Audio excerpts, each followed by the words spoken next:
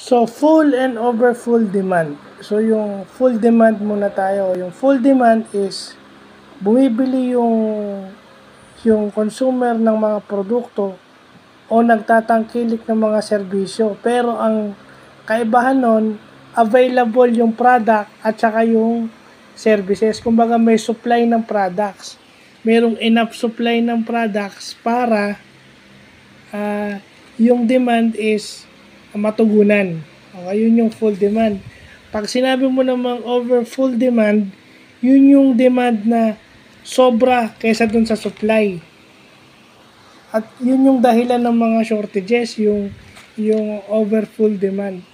At syempre, dun pumapasok yung forecasting, yung inventory, di ba? Yung inventory forecasting, dyan pumapasok yan. Well, yung sa bigas, di ba?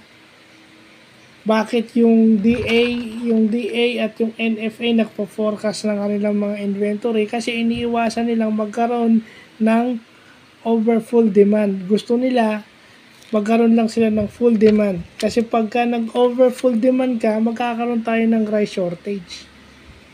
Kaya dapat tinitignan na nila kung yung production ba natin dito sa Pilipinas is ano ba para in a certain months. And then kung hindi, tsaka sila mag-i-import. Diba? So yun. Yung full and over full demand. Yung over full demand, yun pala yung cause ng shortages. O butit nalalaman natin yung mga ganyan.